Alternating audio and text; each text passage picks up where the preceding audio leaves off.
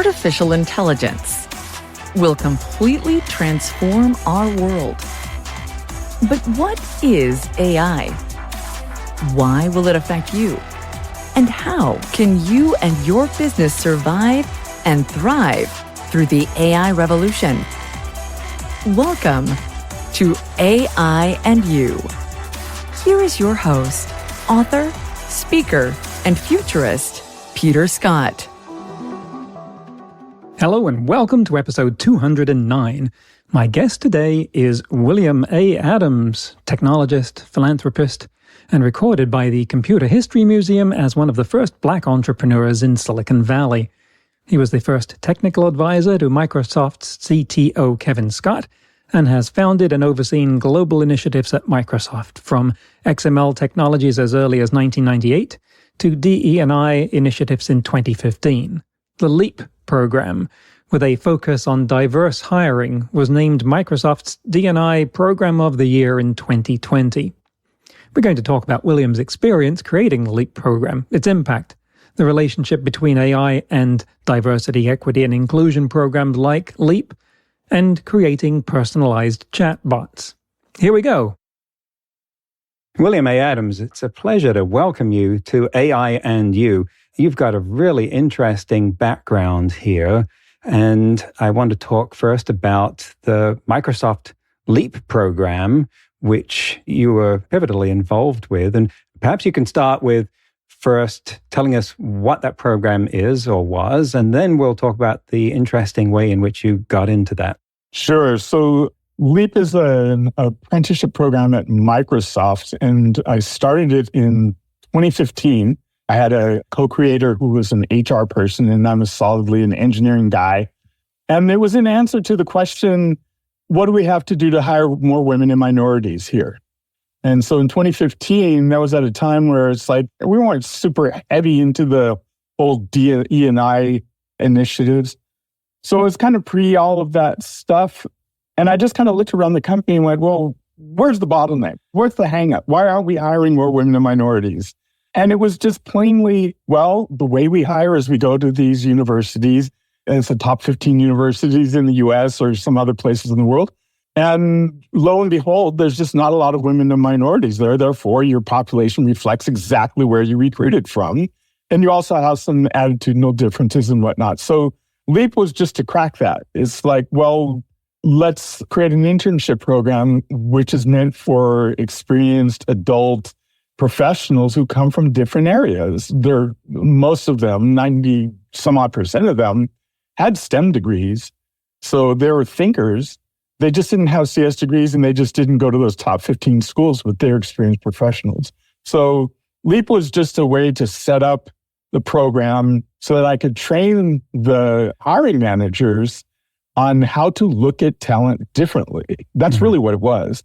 When you look back, you think, oh, it was training for the leapers. Like, no, actually, it was training for the hiring managers so that they could look at talent and go, yeah, just because they were a bank executive and not someone who has a CS degree, don't throw their resume in the trash right away. Look at them differently. What other aspects do they bring to the table? So we created this space for people to be able to evaluate talent differently. Right.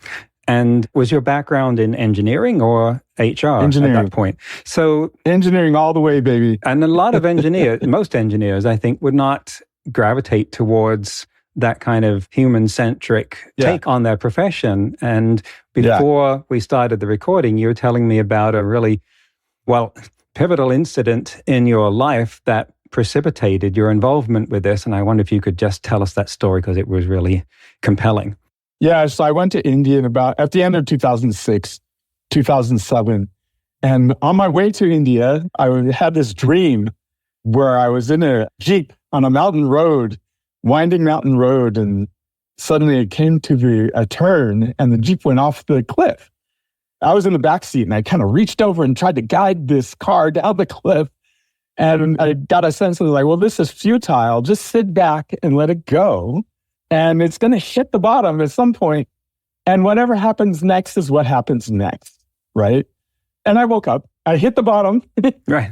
And I woke up. And instead of being in a cold sweat and a panic, I was relaxed. I really took to heart this attitude of what happens next is what happens next. And that's rife with imagery. I mean, all the amateur psychologists in the audience are furiously taking notes going, yeah. Oh, yeah. I'm sure they are. It's like, what is wrong with this guy? But it just opened me up to possibilities. It's like, you don't have to be on the beaten path. It's okay to do something different. What happens is what happens. Go do what you're going to do. So I literally went to India with nothing more than a backpack and started a completely new life without all the trappings of what I had done, who I was, my big house, my car, all that stuff. Left it all behind and just like, I am here now. Who am I? What do I have to contribute? Let me do this thing. And that was kind of a pivotal point. My mind was just open. And the cool thing is you didn't actually have to fall off a cliff to do it. You just paid attention to the dream and followed where that was taking you. Right. So then you were involved in LEAP. And what was your role with that? The one that I did in India was to create the program. And then later, much later in 2015, I was back in Redmond and I had a VP who I went to him and said, well, what's one of your biggest business challenges right now? And he said, well, this whole hiring of women and minorities thing. It was a thing. And I said, okay, let me try to tackle that. And to that point, handling the hiring of women and minorities was not a thing for me. I'm an engineer, what does that have to do with anything? But I just, for whatever reason, decided, yes, that's something to tackle. So I was teamed up with someone in HR, co-founder of the program. And we just said, okay, well, what's the problem? What's the bottleneck? Why aren't people getting hired? And there was a number of things, one of them being just the hiring managers didn't have the right mindset because most engineering managers don't think outside the box as much as we think they do when it comes to hiring. Go to the same place you got your own degree from, and that's who you hire, people like you, right? It's very common. So we just created this program to say, well, we need a space within which we can bring talent like we do our college interns and give them a chance to kick the tires. You have to allow the managers to see the talent for long enough that they don't just reject them out of hand, and they get to see the other aspects about them beyond being able to code on a whiteboard in 10 minutes, where they can truly see, oh, okay, your coding may not be up to snuff of this person who just graduated with a CS degree, but you're such a great team player. I can teach you coding, so that's not a big deal, actually. The fact that you have people skills is even more important. Right. What do you think your engineering background brought to this equation, other than knowing how to evaluate interviewees' engineering skills? Yeah, I think one of the key things was the fact that when I went to India, I went there as part of what we called engineering excellence. So my job in India in 2007 was to train the engineers how to become engineers. So as an engineering leader, I trained everyone from new hires to architects on what their job was. How do you architect? How do you manage? How do you write code? How do you check in code? How do you work in a team? So I had in me this desire to teach. And I had actually had experience doing it. So I knew how to deal with adult learners, which is quite different than children, for example. So I had in me this experience of being an educator. And I thought, okay, you need some of that here. You need to educate these people because there was a gap between the person who was working in a biotech lab and took a 3-month course on how to use JavaScript and the engineer who's working at Microsoft, right? There's a gap. There's a technical gap, and you need to fill that. So I knew how to create curriculum and train them up for some number of weeks before they went into the team. And I also had plenty of experience as an engineering manager to teach the engineering managers, here's how you absorb these people into your team, right? Because I had done that in India. It was all college hires, and I was feeding them into teams that had very few managers. So I had the experience of teaching the managers how to absorb fresh talent. And I had plenty of friends in the company who were in executive positions where I could go to and say, hey, give this a try. And they said, well, we trust you, so we'll try it. So it was the confluence of all of those things that made LEAP happen. It's reminding me of my own path in some ways, starting out as engineer and then training engineers and teaching and coaching and speaking and going in that path. So I resonate with a lot of what you've gone through here. What did you find in terms of the reactions of engineers to the program that you were doing? Was it easy? Were there barriers? Were there people who didn't get it? What was that like? How hard was it? I would say first and foremost, if there wasn't a corporate attitude change to begin with, it would have gone nowhere. And I attribute this to Satya Nadella because he came in, and this is around the time when he was becoming CEO. He came in and said, hey, how we get things done matters. And he's the one who started saying diversity matters. And later he actually put it on managers' reviews. How are you doing on diversity and all that sort of stuff? So that was the backdrop. The guy at the top said, this is important. So that was the first thing. And then the other part of it was, there's plenty of resistance because you're going into the good old boys club and you're saying, look, you need to think different. And people are like, well, am I going to get rewarded for that or not? And there's plenty of people who were just like, no, I'm not going to hire people like that under any circumstance. It's like, okay, you're kind of off the island then, and you're going to be on the wrong side of history, but okay, we'll go move on to the next person. And now here it is, 2015. So it's almost 10 years later, the program still exists and other people in the industry are now copying it. And it's a federally accredited apprenticeship program and all this sort of stuff. So we were right and we stuck with it. And there were plenty of supporters. We're like, yeah, this seems like a good way to go.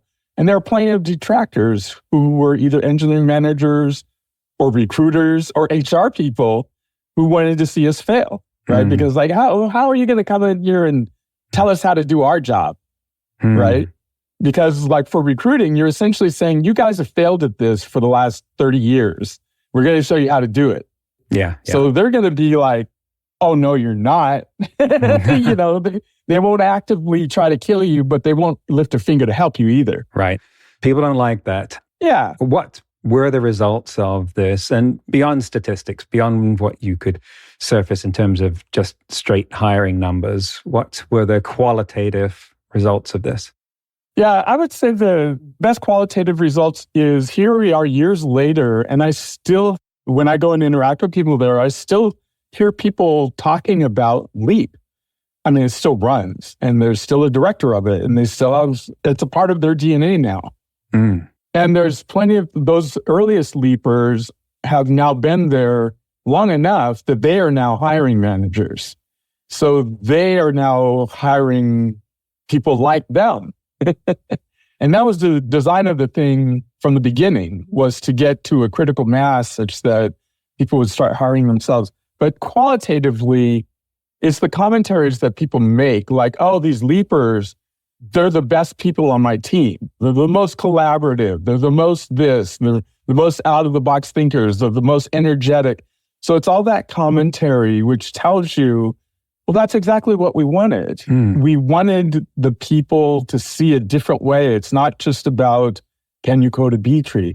And particularly with the rise of Copilot and other things that help with the coding part, it's like, yes, you actually need this other stuff more now than you need people who can bang on a keyboard, because we've automated the banging on the keyboard part.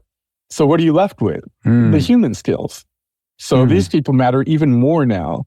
That's the qualitative thing I think that has happened, is people just look at them and say, you guys are awesome. I'm glad we did this. Do you have more of them? And you've brought this into the present here because the environment, the world of development has shifted radically over 20 years. And the act of slinging code is something that's far more automatable now. Right. And we have AI and, as you mentioned, Copilot that will write a substantial amount of that code. So the value that a human brings to that, the role of humans in that, has shifted to a different place. And what does that mean in terms of what we've been discussing, and in particular for how we use AI to continue the work you've been doing? Yeah, I think what happens is you kind of democratize or you level the playing field. When I started in programming stuff long time ago, I first started when I was, 12 years old. So back in the 70s. Back then, programming was about machine code, even before we had assemblers. It was like you had to know all the little opcode numbers for your machine to get anything done. So here I am as a 12-year-old learning machine code, and that was just normal back then.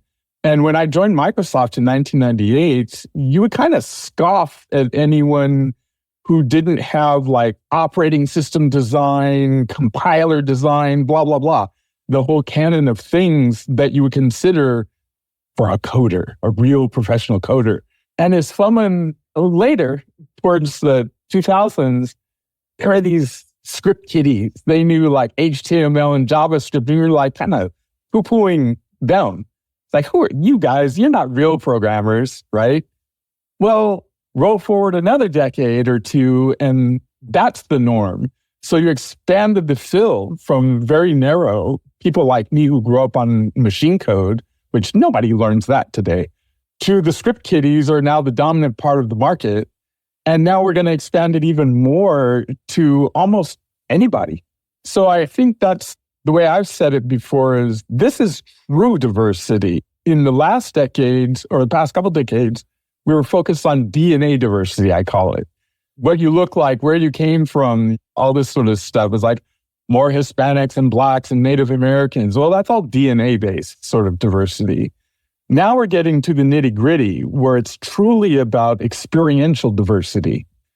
It matters more. I need more social scientists. I need more philosophers. I need more people who had religious studies backgrounds because it's about humanity and getting the machines to serve us.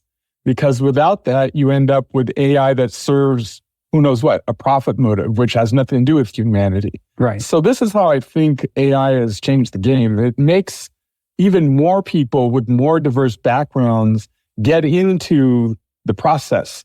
As opposed to before, it's like, well, they were completely cut out. Unless they could sling code, they had no influence. Sure. And those script kiddies, their role has certainly shifted now that we have chatbots where you can say, write me a website to do X.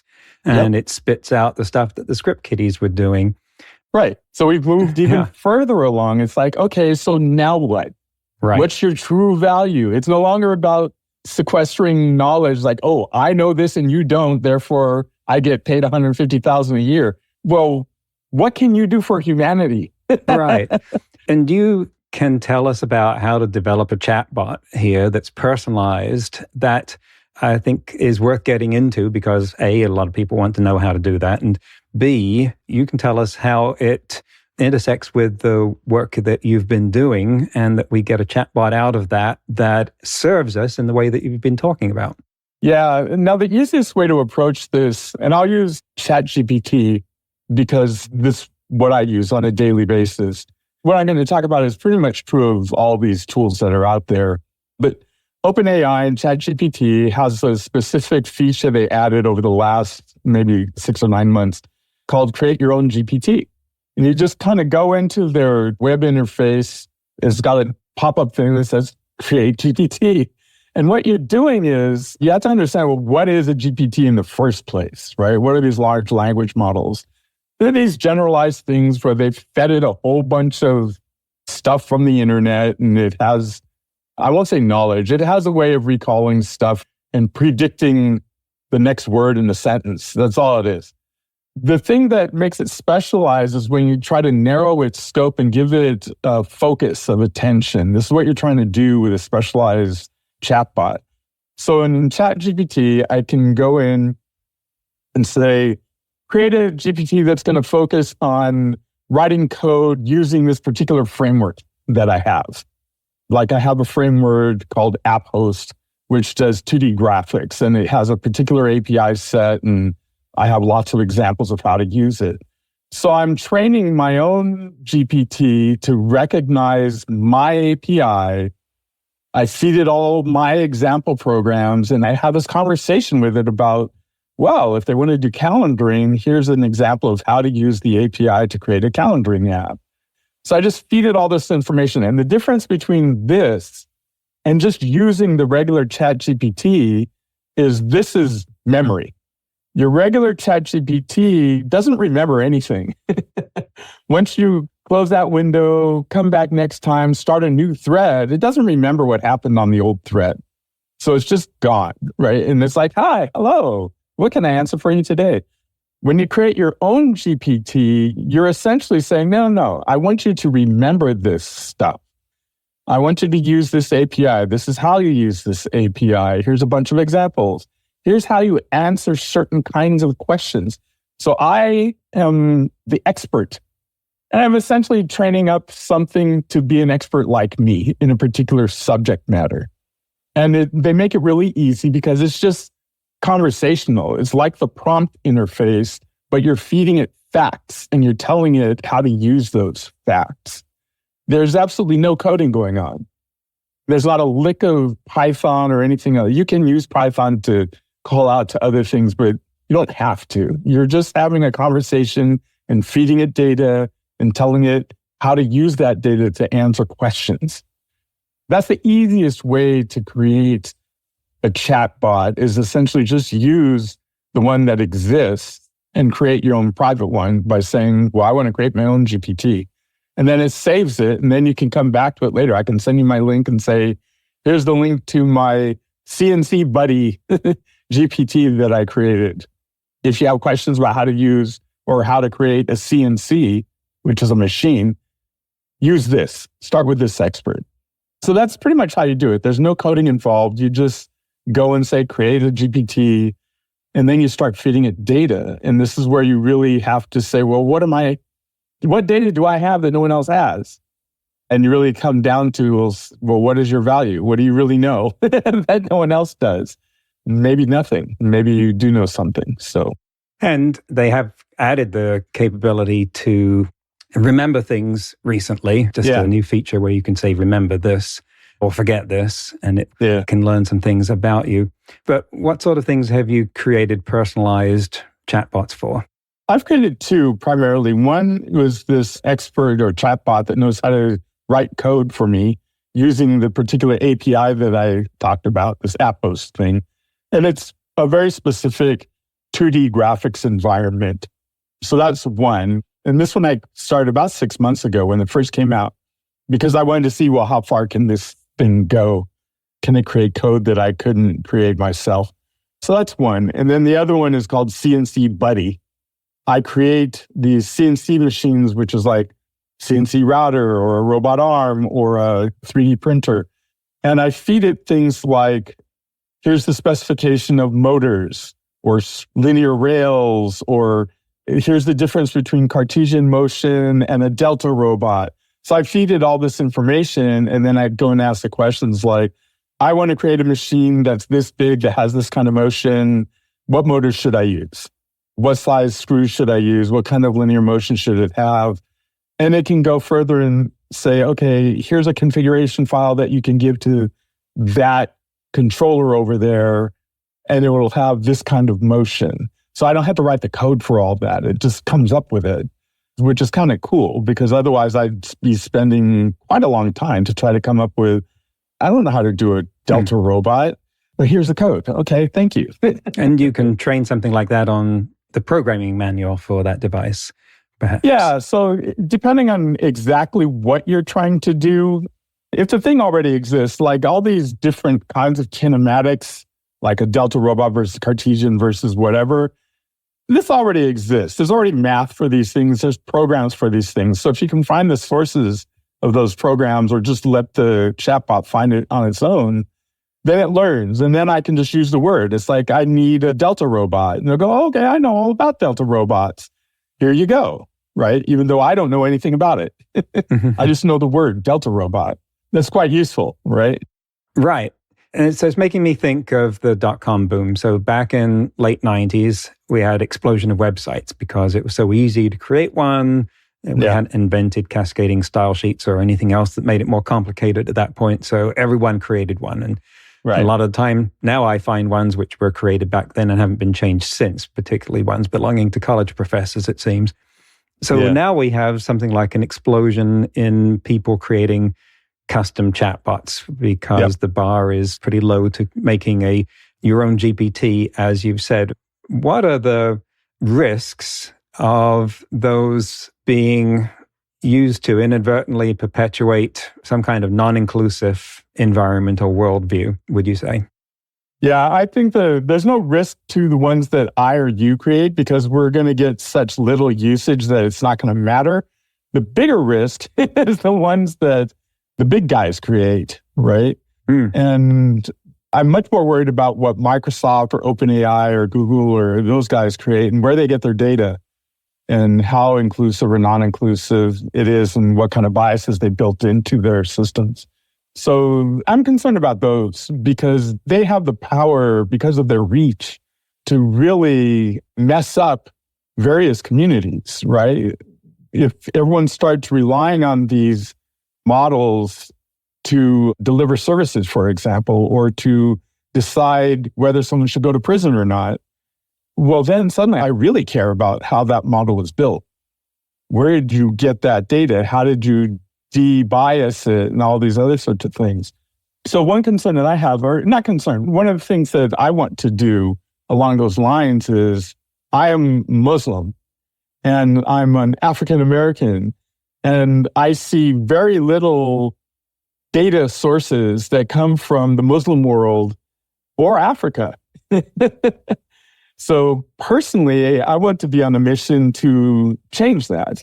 And it's not like I'm going to go to Microsoft and lobby them and bang on their doors. Like, you must, it's the right thing to do. It's like, look, man, it's a dog-eat-dog world. Go out and get a bunch of data, start creating models, and start getting people to use those systems that are created on those models and win the popularity race. And that's how you're going to be included ultimately. So yeah, there's risk, right? Because our current AI systems are going to reflect the current biases that exist in our world. They're going to get data from the internet. They're going to get data from certain advanced compute users, because where else are they going to get the data?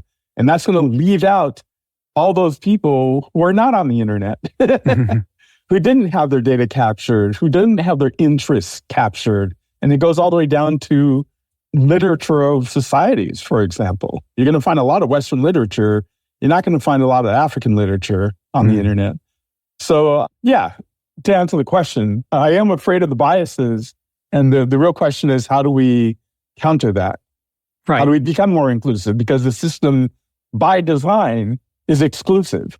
Yes. And how can we use it to improve things? The old garbage in, garbage out saying is also now become bias in, bias out. Yeah. So if you were doing Leap now and had the chance to change that, and you're looking at the use of AI tools, in particular in hiring, well, we know that there are ways in which that has gone wrong. For instance, at Amazon, they had to take their resume processing AI offline because it had learned how to discriminate against women, because that's what they had done in the past, even when there was no gender explicitly in the resumes. It can figure it out. It can. So how does that change the dimension of what you would tell people if you were beating down the doors at Microsoft, going down the halls again, pushing Leap 2.0? Yeah, I would say, and I actually did say this a few years ago, I would say, don't rush to automate these biases. Don't rush to it, because it's keep the humans in the loop. And it's counterintuitive because they're like, hey, but I can get rid of all these humans and save a bunch of money. It's like, you'll save money, but you'll lose the war. So don't rush. Or if you're going to rush, understand that your system is biased and you need to have counter bias. You need a counterweight to that bias, right? Or you're going to end up with a system that ends up way worse than what you had before. Right. Because it's going to reinforce the bias, not counter it. So yeah, if I was going to tell people today, because what we did was essentially anti-bias, right? It's like the bias already existed and we came up with a program that countered the bias. And we could do it because there were humans in the loop. It's hard to do that once you automate it, because now you're trying to convince a model that's already been trained. It's like, you're not going to win that. So I would go to, if I was still influential with those leaders, I would tell them, don't rely too heavily on these automated processes unless you have a counter bias mechanism, or you're just going to reinforce the thing that you're trying to change. And a lot of people will go, yeah, whatever. And they'll just carry on because they actually don't want to change. Right. They'd much rather just let the system do it and go, well, but the system, that's a safe thing to say. Yes. So, yeah. Yes, you point out a very good point there that people will have another system to blame for their own bias or laziness. Right. Yeah, and I'd also do it by focusing on the people who actually want change. So, for example, I would not go to some of those leaders that I interacted with who were like, oh, we'll never hire people like that. You'll never win with those people. You have to go to the people like Satya who are like, I want to change this. And it's like, great. Then let me work with you on how we change this, because then you'll have a fruitful conversation. But if you rely on the people who really don't want to change and you think they're going to be the ones that are going to introduce the anti-biasing, it's like, it's not going to work. They don't want it.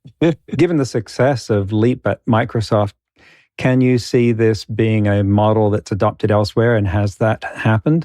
Yeah, actually, in the earliest days of Leap, we went to Amazon and we said, hey, we should all do this as an industry because we'll increase the size of the pie for everyone, not just for Microsoft. And then we can poach your people and you can poach our people.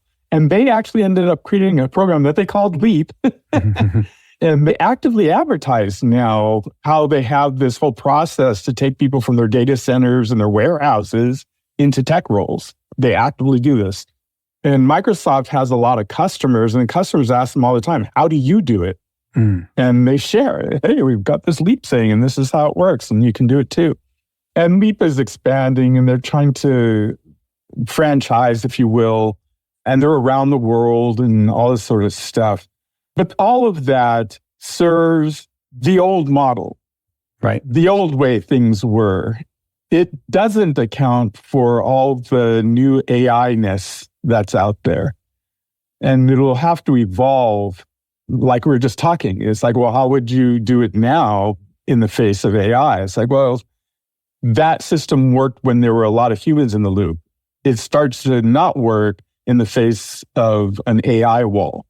So they're going to have to change that to account for the AI wall. Do you think we could make that AI do what it should? Only if people are consciously fighting for it. It takes quite a lot of enlightenment and counter thinking to make that stuff work. Like you said in the very beginning, it's like, well, it's not a typical engineer's path to do what you did. It's like, yeah, I went on a limb. I actually had a manager tell me, well, you realize you're no longer an engineer if you do this. Are you kidding me? I've been an engineer for 35 years. How am I suddenly not an engineer? Because I choose to focus on hiring women and minorities. It's a risky business because you often, as a person who could do it, will not get rewarded for doing it. So it's a tricky situation, right? You have to have someone who has the capabilities and the desire. There's a confluence there, right? You have to have the right person who stands up and goes, no, this is the way it's going to be. And that's pretty rare. But those people have to stand up, and this is their moment, and away they go. And I thank you for pointing that out there, because I think what you just said will inspire those people listening to this who are maybe having their own dreams of falling off a cliff to take the next step and follow in your footsteps. So thank you for everything that you've done in that respect and the role model that you've been. Where can people find out more about what you're doing now and what you have done, learn about your story more and what you're doing? I have a website, william-a-adams.com. And I've got the socials up there, and I've got links to podcasts and code and newsletters and blogs and all that sort of stuff. So that's where you can find me. Thank you. We'll have a link to that in the show notes and transcript as well. And William A. Adams, thank you very much for coming on AI and You and inspiring us with your story and your vision. Well, thank you for having me. That's the end of the interview. William's excitement and energy were really infectious, and I hope they came out as much for you in this recording as they did when I was talking with him.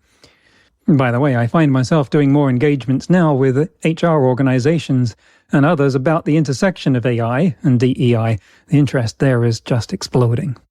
In today's news, ripped from the headlines about AI, JP Morgan Chase helped some of its corporate customers slash manual work by almost 90% with its cash flow management tool that runs on AI and allows corporate treasuries to analyze and forecast cash flows, bringing the largest U.S. bank one step closer to charging for this service.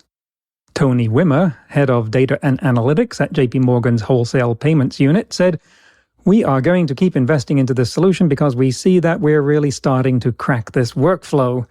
While the software helped some clients in reducing their manual work by 90% in categorizing and visualizing the payment flows, the decisions to manage the liquidity still need to be made by humans.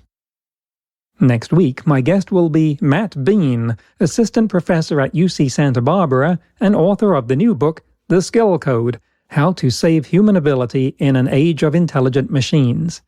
That's next week on AI and You. Until then, remember, no matter how much computers learn how to do, it's how we come together as humans that matters. That's all for this episode of AI and You. Please leave a rating and comment and share with your friends. Get the book Artificial Intelligence and You and see more videos and articles at aiandyou.net. That's aiandyou.net, where you can also send us your questions. Thank you for listening.